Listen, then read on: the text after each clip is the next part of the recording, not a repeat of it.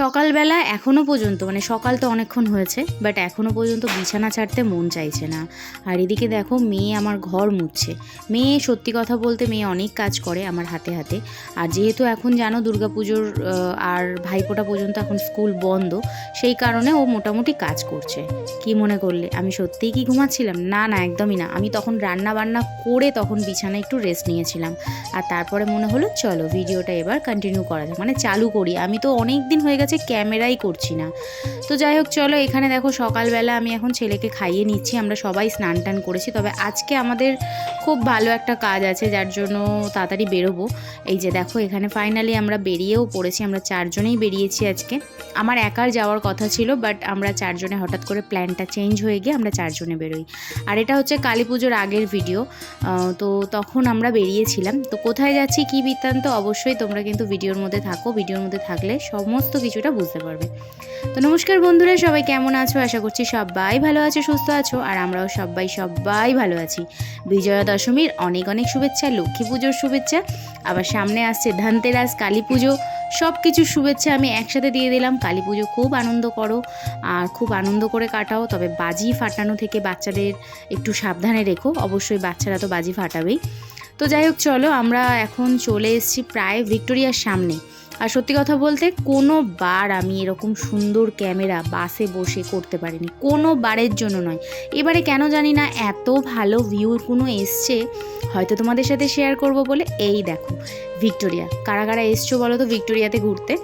আমি কিন্তু এখনও পর্যন্ত আসিনি। না না, যখন আমি মেয়ে ছিলাম, মানে যখন আমার বিয়ে হয়নি, তখন যে স্যারের কাছে পড়তাম সেই স্যার নিয়ে এসেছিলো।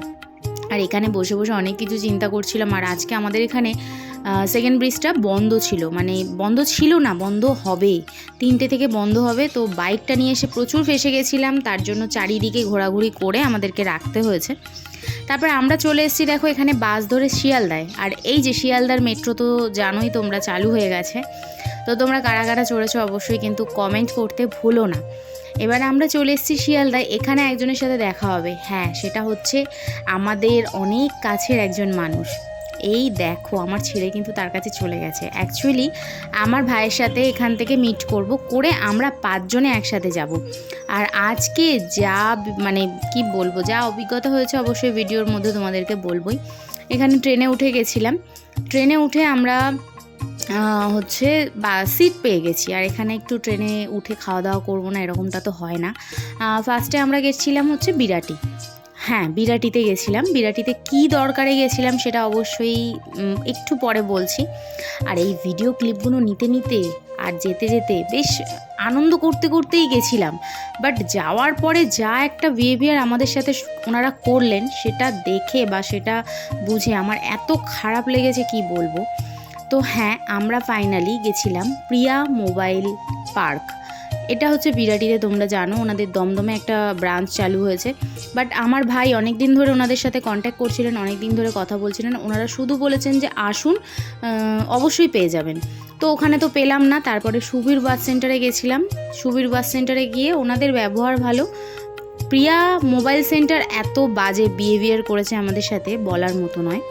মানে যথারীতি ওনারা তেড়ে এসছেন, ওনাদের একজন স্টাফ তেড়ে এসছেন যে আমরা ওল্ড মোবাইল কেন চাইছি। আরে ভাই, আমাদের যেমন বাজেট আমরা তো সেই বাজেটেই নেব, তাই না?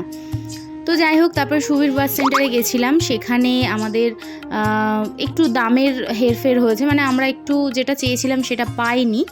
তবে ওনাদের বিহেভিয়ার প্রচণ্ড ভালো, অনেক কিছু ওনারা সাজেস্ট করেছেন, একদম জেনুইন। তোমরা সেখানেও যেতে পারো।